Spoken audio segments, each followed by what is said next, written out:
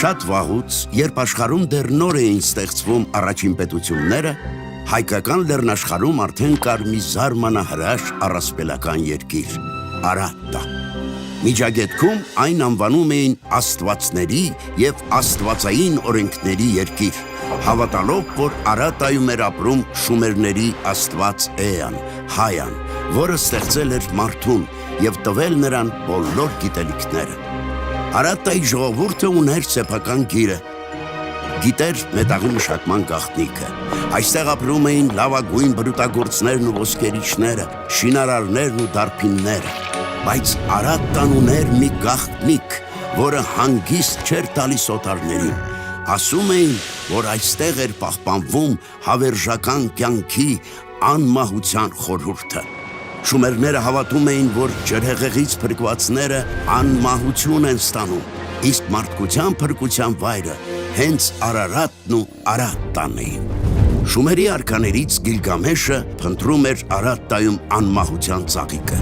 Մյուսները փորձում էին գտնել Արատտայում անմահության առասպելական ծառը, փնտրում էին հավերժ կյանքի բաղադրատոմսը քրմերի գրերում,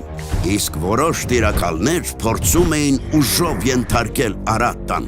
անմահության բանալին ստանալու համար, բայց Արատտան գրավել չէր ստացվում։ Նետերը անձրևի պես թափվում էին զավթիչների գլխին, իսկ քաղաքի պատերը անառիկ էին, որովհետև կառուցված էին ամուր քարից, մինչդեռ Միջագետքում այդ ժամանակ պատերը շարում էին փխրուն կավե աղյուսներից։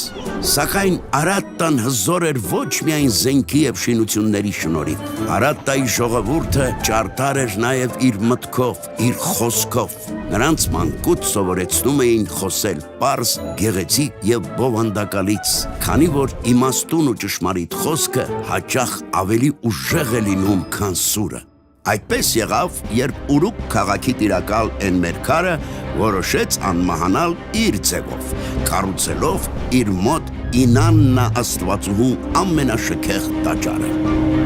Դրա համար պետք էր ոսկի, կապույտ քար, մայրի ծառ և հմուտ շինարարներ։ Այդ ամենը չկար Միջագետքի հարթավայրերում, բայց կար Արատտայում, և Էնմերքարը պահանջեց. «Տվեք ինձ ձեր վարպետներին ոսկին և քարը, կառուցեք ինձ համար տաճար, և ձեր անունը կլինի իմ կողքին»։ Բայց Արատտայի արքան պատասխանեց. «Մենք ստրուկներ չենք և ուրիշների տաճարները չենք կառուցում»։ Էնմերքարը բարկացավ և սպառնաց. «Եթե դուք չհնազանդվեք, մենք կգանք ձեր հետևից, իմ բանակը մեծ է, իմ կամքը աստվածների կամքն է»։ Ու թեև Արատտան պատրաստ էր կռվելու, Արատտայի իմաստուն արքան նորից զենքի փոխարեն ընտրեց խոսքը. «Աստվածների կամքը արարման մեջ է, ոչ թե հնազանդության։